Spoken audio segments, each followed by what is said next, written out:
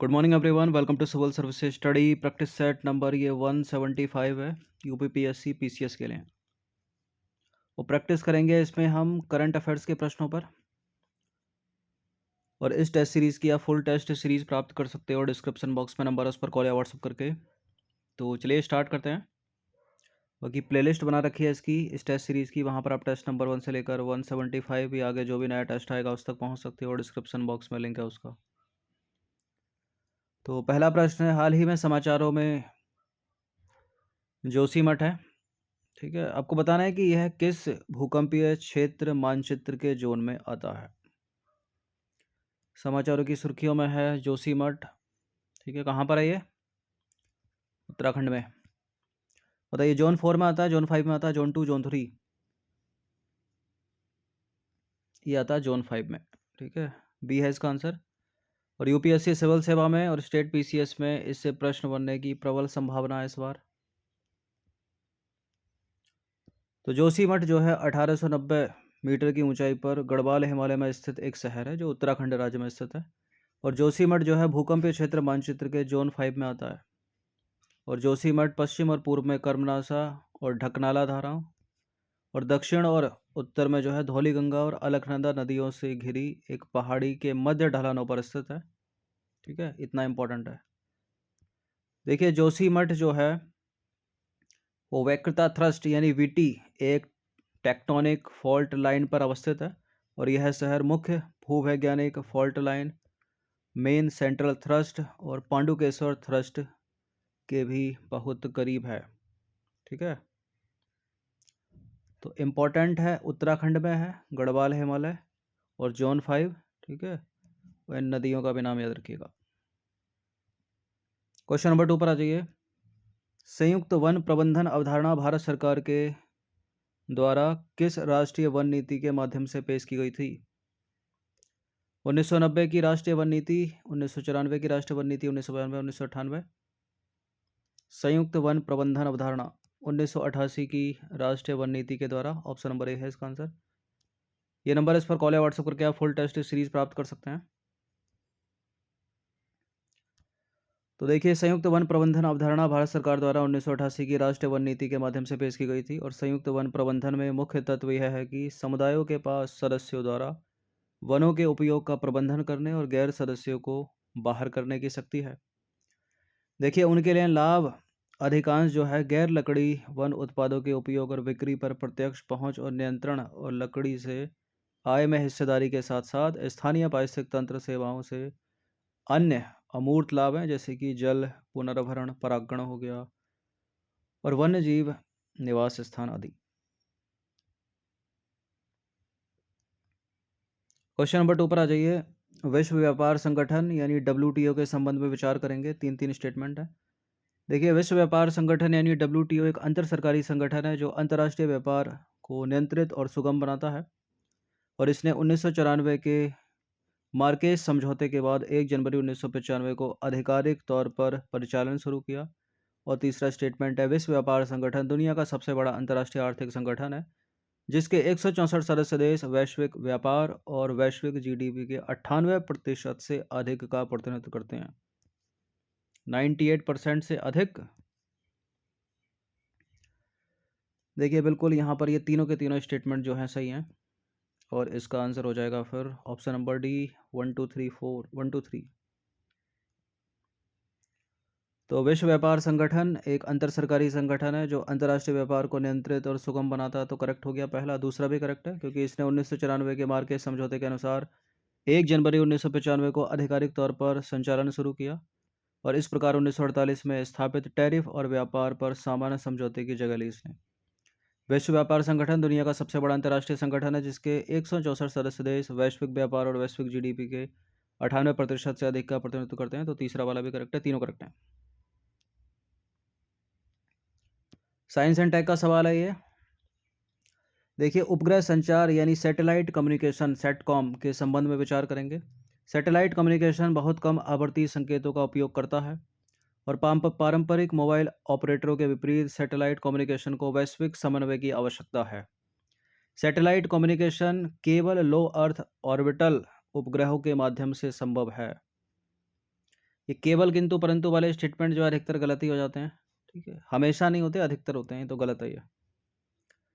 ठीक है, वैश्विक समन्वय की इसको आवश्यकता है, ये वाला सही है।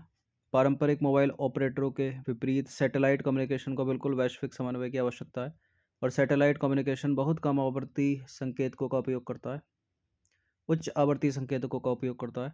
तो केवल दूसरा वाला ही करेक्ट होगा यहाँ पर, तो बी है इसका आंसर। देखिए, उपग्रह स्पेक्ट्रम आवंटन अपने स्थलीय संचार विधियों यानी मोबाइल ऑपरेटरों की तुलना में अधिक जटिल है, क्योंकि इसे वैश्विक समन्वय की आवश्यकता है। ठीक है, तो एक वैश्विक समन्वय वाला भी स्टेटमेंट था, दूसरा वाला वो करेक्ट हो जाता है यहाँ पर। ठीक है, देखिए, उपग्रह संचार उच्च आवर्ती संकेतकों का उपयोग करता है, पहला वाला गलत है, वहाँ कम लिखा था। देखिए, ग्राउंड स्टेशन या गेटवे स्थापित करने के लिए प्रत्येक देश में नियामक अनुमोदन की आवश्यकता होगी, और रूढ़िवादी नियामकों के साथ अवरोध हो सकते हैं। ठीक है, इसलिए वैश्विक समन्वय की आवश्यकता है, तो दूसरा वाला वहाँ पर सही है, इसको यहाँ लिखना चाहिए ऊपर। देखिए, एक संचार उपग्रह यानी कम्युनिकेशन सैटेलाइट विभिन्न पृथ्वी स्थानों पर ट्रांसमीटर और रिसीवर के बीच एक चैनल बनाकर एक ट्रांसपोंडर के माध्यम से सिग्नल प्रसारित करता है, और ये भूस्थैतिक मोलनिया अंडाकार और पृथ्वी की निचली कक्षाओं यानी लो अर्थ ऑर्बिटल में पाए जाते हैं। ठीक है, तो वो तीसरा वाला स्टेटमेंट गलत है, जो केवल कह रहा था कि लो अर्थ ऑर्बिटल में पाए जाते हैं, जबकि ये भूस्थैतिक मोलनिया और अंडाकार में भी पाए जाते हैं। क्वेश्चन नंबर 5 पर आ जाइए, पॉलिटी का प्रश्न है। भारत निर्वाचन आयोग निम्नलिखित में से किस किस के चुनाव कराता है? राष्ट्रपति के कार्यालय, भारत के उपराष्ट्रपति के कार्यालय, राज्य की विधानसभाओं, नगर पालिकाओं। प्रश्न इंपॉर्टेंट है ये। देखिए, नगर पालिकाओं का चुनाव और राज्य की जो पंचायतें हैं उनका चुनाव कराता है राज्य का निर्वाचन आयोग। तो हटा दो थर्ड को हटा दीजिए। राष्ट्रपति के कार्यालय का चुनाव, राज्य विधानसभाओं का चुनाव, भारत के उपराष्ट्रपति के कार्यालय, तो 1 2 4 इसका आंसर हो जाएगा। ठीक है, इसके अतिरिक्त लोकसभा और राज्यसभा का चुनाव यानी संसद। तो भारत निर्वाचन आयोग यानी ECI, election commission of India, एक स्वायत्त और स्थायी संवैधानिक निकाय है। ठीक है, यह संसद, राज्य विधानसभाओं, भारत के राष्ट्रपति के कार्यालय, भारत के उपराष्ट्रपति के कार्यालय के चुनाव जो है आयोजित करता है। बाकी इसके विपरीत जो राज्य निर्वाचन आयोग है वो पंचायत राज संस्थाओं और नगर पालिकाओं के लिए जो है चुनाव आयोजित करता है। तो ये डिफरेंस है, इसको याद रखिएगा, ये प्रश्न इंपॉर्टेंट है, पूछ लेते हैं। अच्छा, मुख्य निर्वाचन आयुक्त और जो चुनाव आयुक्त होते हैं उनकी नियुक्ति किसके द्वारा की जाती है? भारत के राष्ट्रपति के द्वारा। क्वेश्चन नंबर 6 पर आ जाइए। भारत के विदेश व्यापार के संबंध में 3 स्टेटमेंट है यहाँ पर। देखिए, भारत का व्यापारिक निर्यात उसके व्यापारिक आयात से कम है। भारत का सेवा निर्यात इसके सेवा आयात से अधिक है। भारत से अधिकांश सेवा निर्यात व्यावसायिक सेवा का होता है। देखिए, व्यावसायिक सेवा का दूसरे स्थान पर है। ठीक है, इसलिए गलत हो जाएगा तीसरा स्टेटमेंट, और गलती अपने को ढूंढना है, तो केवल 3 इसका आंसर हो जाएगा फिर। तो भारत का जो व्यावसायिक निर्यात है उसके व्यावसायिक आयात से कम है, तो पहला वाला करेक्ट हो गया। और भारत का जो सेवा निर्यात है इसके सेवा आयात से अधिक है, इसका मतलब है कि भारत के पास शुद्ध सेवा अधिशेष है, तो दूसरा वाला करेक्ट हो गया। तीसरा वाला गलत है, क्योंकि भारत के सेवा निर्यात में सॉफ्टवेयर सेवाओं का योगदान 40 से 45% है, तो सब सर्वाधिक तो ये हो गया। ठीक है, इसके बाद है व्यावसायिक सेवा लगभग 18 से 20%, और यात्रा है 11 से 14%, और परिवहन है 9 से 11%। क्लियर? चलिए, क्वेश्चन नंबर 7 पर आ जाइए। भारत अमेरिका द्विपक्षीय व्यापार और संबंधों के संबंध में निम्नलिखित कथनों पर विचार करेंगे। 3 कथन है, कौन सा इसमें सही होगा? देखिए, सऊदी अरब के बाद भारत की प्रेषण आय यानी रेमिटेंस इनकम में अमेरिका दूसरा सबसे बड़ा योगदान करता है। पिछले कुछ वर्षों में भारत का अमेरिका के साथ व्यापार अधिशेष रहा है, और भारत अमेरिका की जर्नलाइज्ड सिस्टम ऑफ प्रेफरेंस योजना का हिस्सा है यानी अभी भी है, कहना चाह रहा है स्टेटमेंट। देखिए, अब नहीं है, ट्रंप ने हटा दिया 2019 में। ठीक है, और पिछले कुछ वर्षों में भारत का अमेरिका के साथ व्यापार अधिशेष रहा, ये वाला स्टेटमेंट सही है। और पहला वाला भी गलत हो जाता है, क्योंकि अमेरिका प्रथम पर आ गया है रेमिटेंस इनकम में 2021 में। ठीक है, था सऊदी अरब लेकिन अब नहीं है। तो अपने को क्या ढूंढना, सही ढूंढना अपने को, तो करेक्ट ढूंढना, तो करेक्ट तो केवल दूसरा वाला हो जाएगा, तो यानी सी वाला स्टेटमेंट हो जाएगा, केवल 2। देखिए, माइग्रेशन एंड डेवलपमेंट ब्रीफ के अनुसार वर्ष 2020-21 में अमेरिका का भारत के कुल प्रेषण में 23% हिस्सा था, और सऊदी अरब को पीछे छोड़ते हुए प्रेषण के लिए भारत का शीर्ष स्रोत बन गया है संयुक्त राज्य अमेरिका। तो पहला वाला गलत है, दूसरा वाला करेक्ट है। अमेरिका उन कुछ देशों में से एक है जिनके साथ भारत का पिछले कुछ वर्षों में व्यापार अधिशेष रहा है, और वर्ष 2020-21 में भारत का अमेरिका के साथ 32.8 बिलियन अमेरिकी डॉलर का व्यापार अधिशेष था। ठीक है, तो सबसे ज़्यादा रेमिटेंस कहाँ से आ रहा है, यूएसए से आ रहा है। देखिए, Bharat generalised system of preference योजना का हिस्सा था, जिसने भारतीय निर्यातकों को कई उत्पादों पर टैरिफ लाभ की अनुमति दी थी, लेकिन ट्रंप ने क्या किया, वर्ष 2019 में इसको वापस ले लिया, तो अभी नहीं है, इसलिए तीसरा स्टेटमेंट वहाँ पर गलत है। क्वेश्चन नंबर 8 पर आ जाइए। किगाली समझौता एक महत्वपूर्ण कदम है जो निम्नलिखित में से किस प्रोटोकॉल में संशोधन का प्रस्ताव करता है? Kyoto protocol, Montreal, Cartagena, Nagoya. Kigali समझौता एक महत्वपूर्ण कदम है जो मॉन्ट्रियल प्रोटोकॉल में संशोधन का प्रस्ताव करता है। मॉन्ट्रियल प्रोटोकॉल ओजोन परत से संबंधित प्रोटोकॉल भी है इसका आंसर। तो 1 जनवरी वर्ष 2019 को मॉन्ट्रियल प्रोटोकॉल में किगाली संशोधन हुआ, और किगाली संशोधन के तहत देशों ने अगले 30 वर्षों में हाइड्रोफ्लोरोकार्बन यानी HFC के उपयोग को 80% से अधिक कम करने का वादा किया। क्वेश्चन नंबर 9 पर आ जाइए। INS विक्रांत के बारे में विचार करेंगे। देखिए, यह भारत में निर्मित पहला विमान वाहक पोत है, और यह भारत को अमेरिका, रूस, ब्रिटेन और फ्रांस के बाद 5वां देश बनाता है जिसके पास स्वदेशी विमान वाहक विकसित करने की ऐसी क्षमता है। बिल्कुल, ये करेक्ट है दोनों के दोनों स्टेटमेंट। इस बार दोनों वाला जो है 1 और 2 में, ठीक है। यहाँ पे भी देखना जरूरी है क्योंकि पिछले 1-2 वर्षों से यूपी पीसीएस ने क्या किया है, इन चीज़ों में फेरबदल किया है। ठीक है, अधिकतर यूपीएससी सिविल सेवा में अगर दोनों करेक्ट हैं स्टेटमेंट तो सी वाला स्टेटमेंट होता है, सारे करेक्ट है तो डी वाला होता है। इसलिए यहाँ देखना जरूरी है कि कहाँ पर है दोनों। देखिए, INS विक्रांत भारत में निर्मित पहला विमान वाहक पोत है, और भारतीय नौसेना के लिए कोच्चि केरल में कोचीन शिपयार्ड द्वारा निर्मित पहला विक्रांत श्रेणी का विमान वाहक पोत है, तो करेक्ट है पहला।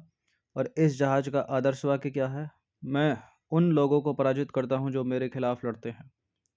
देखिए, यह भारत को अमेरिका, रूस, ब्रिटेन और फ्रांस के बाद 5वां देश बनाता है जिसके पास स्वदेशी विमान वाहक पोत विकसित करने की क्षमता है। INS विक्रांत, तो करेक्ट हो गया दोनों के दोनों स्टेटमेंट, ये है इसका आंसर। 10वां प्रश्न है, बैंकों और NBFC के बीच निम्नलिखित अंतरों पर विचार करेंगे। NBFC, ठीक है, NBFC non banking financial companies, ठीक है, गैर बैंकिंग वित्त कंपनियां। देखिए, NBFC जो है वो डिमांड डिपॉजिट स्वीकार नहीं कर सकती, NBFC भुगतान और निपटान प्रणाली का हिस्सा नहीं बनती, और स्वयं आहरित चेक जारी नहीं कर सकते। देखिए, deposit insurance and credit guarantee corporation की डिपॉजिट इंश्योरेंस सुविधा हालांकि बैंकों के मामले में जो है NBFC के जमाकर्ताओं के लिए उपलब्ध है। देखिए, बैंकों के मामले में तो है लेकिन इनमें नहीं है, ये जो कह रहा है ना NBFC के जमाकर्ताओं के पास उपलब्ध नहीं है इनके पास। बाकी NBFC डिमांड डिपॉजिट स्वीकार नहीं कर सकते, ये बात सही है, और NBFC भुगतान और निपटान प्रणाली का हिस्सा नहीं बनते, और स्वयं आहरित चेक जारी नहीं कर सकते, ये भी सही है। तो ये दोनों अंतर हो गए, तो ए और 1 और 2 इसका आंसर हो गया ए। देखिए, गैर बैंकिंग वित्तीय कंपनियां यानी नॉन बैंकिंग फाइनेंशियल कंपनीज उधार देते हैं और निवेश करते हैं, इसलिए उनकी गतिविधियां बैंकों के समान है। हालांकि नीचे कुछ अंतर दिए हैं, ठीक है, उनको याद रखना है। यानी उधार देते हैं और निवेश भी करते हैं, ये तो बैंकों के समान हो गए। अब जो बैंकों से अलग है इनमें, NBFC यानी गैर बैंकिंग वित्त कंपनियां डिमांड डिपॉजिट स्वीकार नहीं कर सकते, तो पहला वाला स्टेटमेंट सही है। देखिए, एनबीएफसी भुगतान और निपटान प्रणाली का हिस्सा नहीं बनते और स्वयं आहरित चेक जारी नहीं कर सकते, तो दूसरा वाला भी सही है। और जमा बीमा और क्रेडिट गारंटी निगम की जमा बीमा सुविधा बैंकों के विपरीत एनबीएफसी के जमाकर्ताओं के लिए उपलब्ध नहीं है। वहाँ तीसरा स्टेटमेंट कह रहा था कि उपलब्ध है, इसलिए तीसरा स्टेटमेंट वहाँ पर गलत है। क्वेश्चन नंबर 11 पर आ जाइए। अंतर्राष्ट्रीय अक्षय ऊर्जा एजेंसी या अंतर्राष्ट्रीय नवीकरणीय ऊर्जा एजेंसी के बारे में विचार करेंगे। देखिए, अंतर्राष्ट्रीय अक्षय ऊर्जा एजेंसी एक अंतर सरकारी संगठन है जो स्थायी ऊर्जा भविष्य के लिए भारत को उनके संक्रमण में सहायता करता है। और भारत वर्ष 2020 में अंतर्राष्ट्रीय अक्षय ऊर्जा एजेंसी की सदस्यता छोड़ दी। भारत ने, ठीक है, भारत ने, देखिए गलत है, सदस्यता नहीं छोड़ी है इसने, गलत है दूसरा वाला स्टेटमेंट, पहला वाला सही है केवल। ठीक है, तो अंतर्राष्ट्रीय अक्षय ऊर्जा एजेंसी या अंतर्राष्ट्रीय नवीकरणीय ऊर्जा एजेंसी एक अंतर सरकारी संगठन है जो स्थायी ऊर्जा भविष्य के लिए देशों के संक्रमण में सहायता करता है और नवीकरणीय ऊर्जा पर अंतर्राष्ट्रीय और नीति प्रौद्योगिकी संस्थान और वित्तीय ज्ञान के भंडार के लिए प्रमुख मंच के रूप में काम करता है। तो करेक्ट है पहला स्टेटमेंट। देखिए, भारत अंतर्राष्ट्रीय अक्षय ऊर्जा एजेंसी का 77वां संस्थापक सदस्य है, तो सदस्यता नहीं छोड़ी है, गलत है दूसरा स्टेटमेंट। अंतर्राष्ट्रीय अक्षय ऊर्जा एजेंसी महासभा का जो 11वां सत्र है वो 18 से 21 जनवरी 2021 तक अबू धाबी में वर्चुअली रूप से आयोजित किया गया था और भारत को अंतर्राष्ट्रीय अक्षय ऊर्जा एजेंसी 2021 की असेंबली के 11वें सत्र के लिए उपाध्यक्ष के रूप में नामित किया गया। तो दूसरा वाला गलत है भाई। क्वेश्चन नंबर 12 पर आ जाइए। राष्ट्रीय जांच एजेंसी यानी एनआईए, नेशनल इन्वेस्टिगेशन एजेंसी के बारे में कौन सा कथन सत्य है इनमें से, दो में से? देखिए, यह एक संघीय जांच एजेंसी है जिसकी स्थापना भारत सरकार के द्वारा एनआईए एक्ट 2008 के तहत की गई थी और देश के किसी राज्य विशेष में किसी मामले की जांच के संबंध में इसे राज्य सरकार के विशेष परमिशन की आवश्यकता नहीं पड़ती। क्या है ऐसा एनआईए के बारे में? बिल्कुल ये करेक्ट है, दोनों के दोनों स्टेटमेंट, सी है इसका आंसर। तो एनआईए यानी नेशनल इन्वेस्टिगेशन एजेंसी केरल में जो है प्रतिबंधित संगठित पीएफआई से जुड़े नेताओं के 50 से अधिक ठिकानों पर जो है छापेमारी कर रही है वर्तमान में।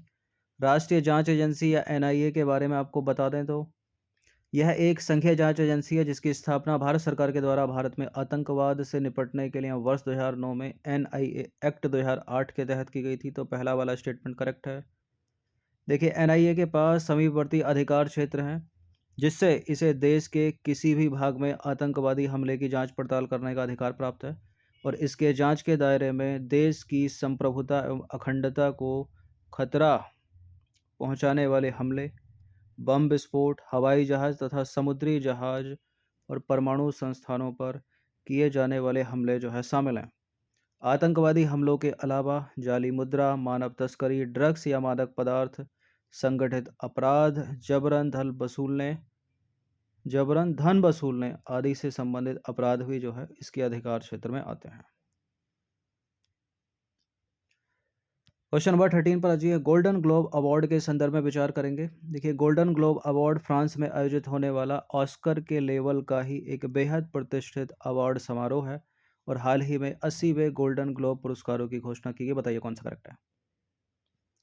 प्रश्न बनते हैं गोल्डन ग्लोब अवार्ड से। गोल्डन ग्लोब अवार्ड फ्रांस में नहीं आयोजित होता, अमेरिका में होता, तो गलत है पहला स्टेटमेंट। हाल ही में 80वें गोल्डन ग्लोब पुरस्कारों की घोषणा की गई। हर साल ये जनवरी के महीने में दिए जाते हैं, तो केवल दूसरा वाला स्टेटमेंट यहाँ सही हो गया। तो गोल्डन ग्लोब जो अवार्ड है वो अमेरिका में आयोजित होने वाला ऑस्कर के लेवल का एक बेहद प्रतिष्ठित पुरस्कार है, तो पहला वाला गलत है। ठीक है, दूसरा वाला सही है क्योंकि हाल ही में 80वें गोल्डन ग्लोब पुरस्कारों की घोषणा की गई। देखिए, मनोरंजन जगत में विशेष उपलब्धियों के लिए जो है हर साल हॉलीवुड फॉरेन प्रेस एसोसिएशन जो है देसी विदेशी कलाकारों और फिल्मों को गोल्डन ग्लोब पुरस्कार से सम्मानित करता है। ठीक है, हॉलीवुड फॉरेन प्रेस एसोसिएशन। देखिए, पहला गोल्डन ग्लोब पुरस्कार जो है जनवरी 1944 में लॉस एंजलिस में आयोजित हुआ था अमेरिका के, और हर बार जनवरी महीने में दिए जाने वाले इस अवार्ड को इस बार भी अंतर्राष्ट्रीय पत्रकारों के मतों के आधार पर दिया गया और ये पत्रकार हॉलीवुड और अमेरिका के बाहर की मीडिया द्वारा संबद्धता प्राप्त होते हैं। देखिए गोल्डन ग्लोब में जो है 3 तरह के अवार्ड की कैटेगरी होती है। ये 3 अवार्ड की कैटेगरी कौन-कौन सी है? Motion picture award, television award और रिटायर्ड अवार्ड। अपने लिए इम्पोर्टेंट है मोशन पिक्चर अवार्ड, इसी से ही प्रश्न बनते हैं तो बनते हैं, ठीक है? इन दोनों से नहीं बनते। तो मोशन पिक्चर अवार्ड में 2-3 चीज़ें याद रखिएगा, जैसे बेस्ट ड्रामा पिक्चर कौन सी है? द फैबलमैन्स, ठीक है? बेस्ट ड्रामा अभिनेत्री की बात करें तो केट ब्लैंचेट, और बेस्ट ड्रामा अभिनेता की बात करें तो ऑस्टिन बटलर। बेस्ट डायरेक्टर की बात करें तो स्टीवन स्पीलबर्ग, ठीक है? स्टीवन स्पीलबर्ग का नाम याद रखिएगा। अगले साल शायद यहाँ जेम्स कैमरन का नाम हो, क्योंकि इस साल की सबसे बड़ी हिट, ठीक है, अवतार 2 ही है।